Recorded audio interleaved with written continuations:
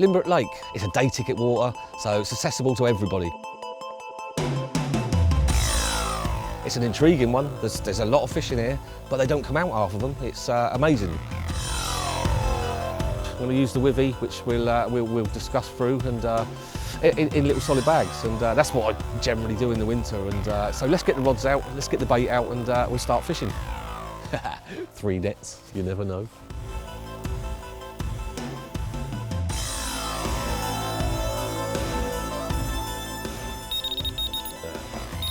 There we go.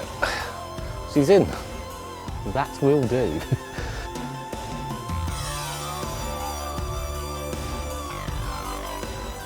Wow, wow, wow. Absolute creature and a half. Yeah, wicked.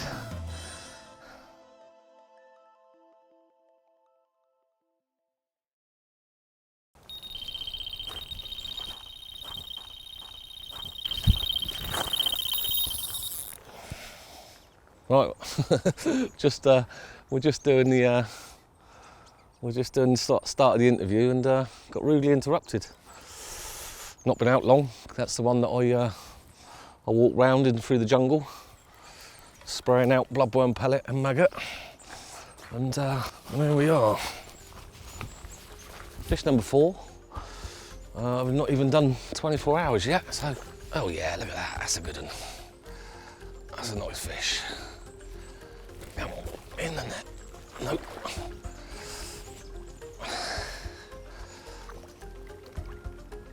There she goes. All right, there we go. Happy days.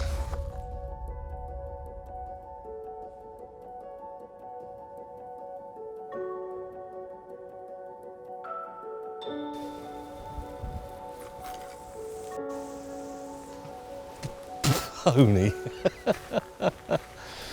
That's going to stay there. We've got interviews to do.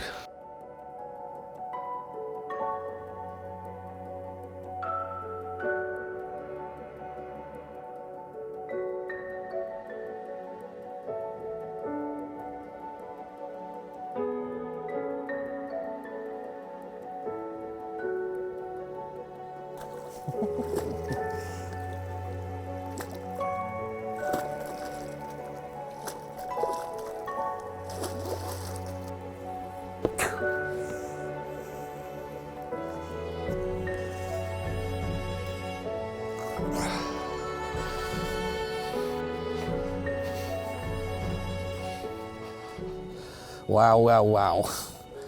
That has chuffed me no end. That is one amazing looking carp. Just everything's in proportion. Long, it's got a nice slopey head. It's, yeah, beautiful condition. It's like a slate grey, sort of two-tony, but with a load of little sort of mosaic scales on it. What an absolute fish. I was blown away. It's, yeah, that's made my day, that has.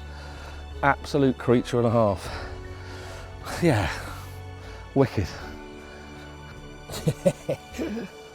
Unbelievable. Don't want to let her go. Thank you very much.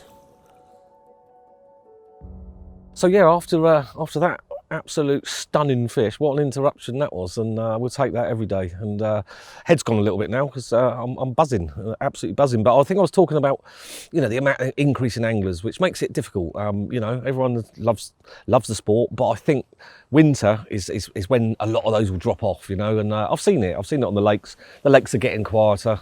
You know.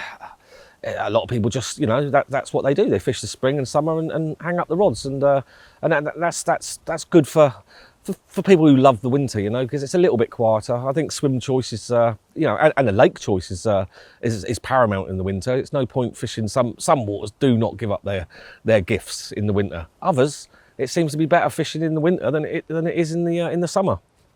It's a strange one. So I think, you know, lake choice is sort of paramount to me. I generally only fish day ticket waters, and you know, sort of travel around the south of England, you know, trying different day ticket waters that have got the big girls in it. You know, I I set my target, always have done 30 pounders if I can, and you know, and that's a nice target to go for. And I still buzz at the 25 pounder, and you know, I think if you lose that, then it's a sort of a it's a downhill sort of slope, like, you know, and so I still enjoy, you know, catching 25 pounders is fantastic in the winter, and they're pristine, they're at their top weights, and you know, and they're still catchable. But you know, I've fished some waters where literally I had 2 hours a day to get a bite. That was it.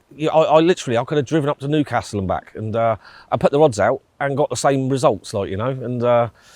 And I think years back we used to monitor these in our books, and that lake was that time, and you know, and I used to ping around the lakes in the forest and stuff, and you know, putting the rods out for 2-3 hours and pulling out a bite, and then going to another lake that, you know, that's so those sort of types of things. You've got to be quite disciplined in the winter, and kind of understand that it's not.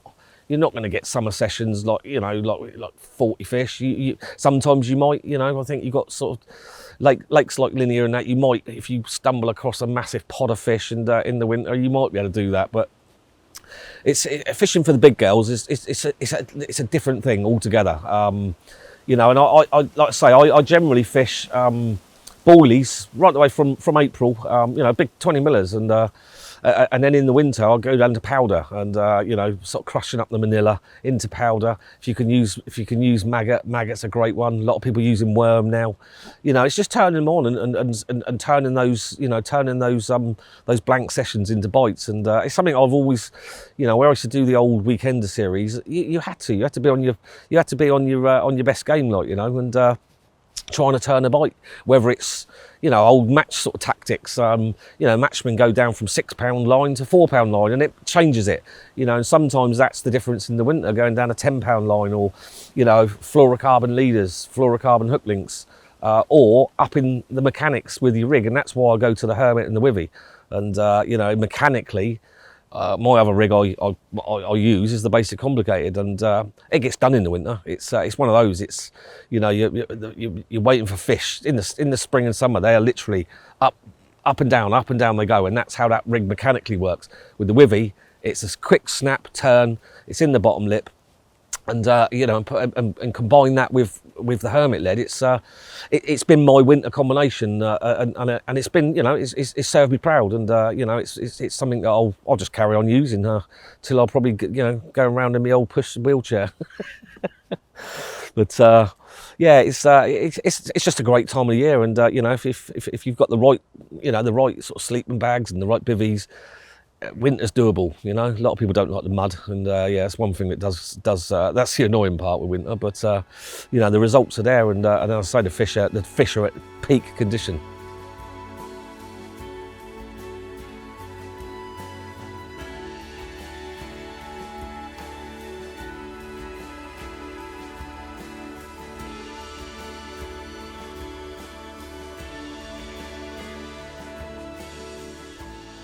Right, as we're approaching, coming up for winter, we've got sort of late autumn, everything cools down, the waters go clearer, the fish get more lethargic, the way they feed, the amount of time they feed. So I want something mechanically better than what I use through the summer. And that's why I revert to the Withy Pool Rig. It's a rig I've used for 30 years. I combine that with the Hermit Lead inside the solid bag. You can get all sorts in that bag. You know, you can get rock salt, you get maggot, you can get all sorts, you know, and you know, you could just fish one solid bag, or like we're doing here, spomming out some maggot with the manila powder. It's deadly. It's mechanically, it's like a little cobra ready to strike. Whatever angle that fish takes it from, it has that ability to spin, and it will always hook them in the bottom lip. If you're using a pop-up, it's probably the best thing to use with a Withy. Mechanically, it will hook in the centre of the bottom lip. If you use a wafter, it can move about, depends on variant of suck, the size of the fish, the way the fish feed, if they've got underslung mouths. That can vary sometimes, and it'll move off centre. But I've used it with 20mm bottom bait, so you can use the Withy, contrary to belief, with anything. You can use it with a bottom bait, a pop-up, or a wafter. I choose, when I'm fishing this type of setup with the maggot, I use the wafter. I use the manila dumbbell wafters, attach on about 6-7 maggots, and it's worked so well for me, and it's something I'll keep using it. You know, like I say, I only use like the 3 rigs basically over a space of a year, and it's the one that's proved time and time again that it's outfished my basic complicated rig. So we're going to take you into tying it, and I'm going to show you step by step how I tie the withy. So first thing to do when tying this rig, take off 10-12 inches of a soft braid. You can use any braid. I use the Duraflex from Finken Anglers. It works for me. But I tie it straight to the hook. And normally when I'm making up the withy, I tie 10 hooks to 10 pieces of braid. And I do it step by step like that. And so that's the first stage. 4-tone grinner knot, you've got about 10 inches. Next I put on the hook ring swivel, and I always put the actual ring part on, not the swivel. The swivel ends up going into the hook bait. In my book, this is up to the hooking potential of the withy over 30 years. It's about 30%. Those little Finken Anglers hook ring swivels are amazing. They just make it spin really quick, and that's a crucial part for me. So the next thing is the little hook bead, the little stopper. You can use any stopper basically, you know, as long as they don't move about. You want a tight bead. You don't want it when you're casting. I mean, I put them out in the bag, so it doesn't really matter. But make sure that they grip the hook. And just talking about hooks, you can use basically any hook with the withy, apart from a chod hook. You know, so all patterns work with that particular setup. Next, we're taking 1 3/4 inches. I use the medium shrink tube. 1 3/4 inches, slide that down the hook link, simple as that. And then as you can see, using a wafter, I don't use a shot to hold it down. I use a little tungsten dropper. That is literally to help me get it inside that little solid bag. And that's as simple as that. And then we're then ready for steaming. Right, boil up a kettle, make sure, you know, if it's young people using it, I'd use a pair of pliers or forceps. I mean, I've been doing this for years, and I hold the shrink tube up against the steam. But I'd suggest, you know, if you're new to this, don't burn your fingers, please. So you're ready, and all I do is I just steam, but make sure the shrink tube is about 10 mil over the eye of the hook. You don't want it just over, you want it completely over so it enshrouds the eye. And what that does, it keeps that hook really tight on the shrink tube. So then I'll make a bow. And what you got to be careful of is don't overdo the curve. As I'll show you on the footage here, but don't overdo the curve, because once you steam it, it starts to make its own curve a little bit more, so it accentuates the curve. So you sort of do an undercurve, and then you'll see that you undercurve it, and then you'll see that it will start forming its own curve. And it's as simple as that, and then you're ready to go. That little tungsten dropper goes halfway down the hook link. I cut it off about 5 inches if I'm putting it in a solid bag, and off we go, and hopefully put some carp in the album.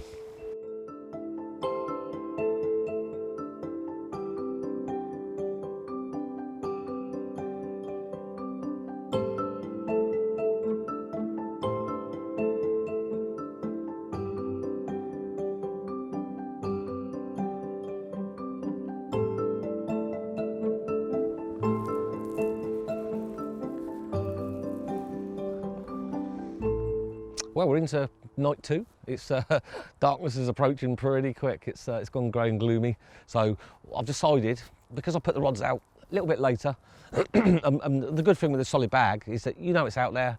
I felt confident when it dropped down. One's in about 4 foot, one's in about 6. So quite happy with that. So I've decided to leave the 2 rods out in that open water. I was going to top up another 5-6 bombs. But I'm going to redo the bush rod because that did drop short after I had that cracking fish. So this one's going back out, and hopefully I'm going to get that right on the edge of that tree because it produced me 3 fish. So that's the most important rod to me. And yeah, hopefully we'll get another banger out tonight. And yeah, I'm just going to get this one put in a bag and get it out there before it's dark.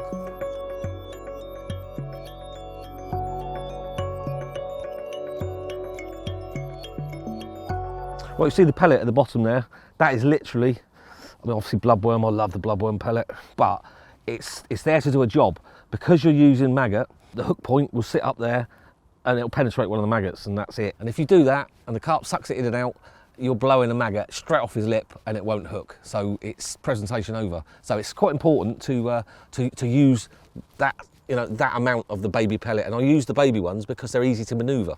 If you get the big ones, they're quite hard to make the bag curl over, and then it doesn't drop properly, or it doesn't travel in the air properly, or you get a lot of spin. So yeah, just a little tip, and you'll see the hook bait sat at the bottom there, ready for Mr. Carp.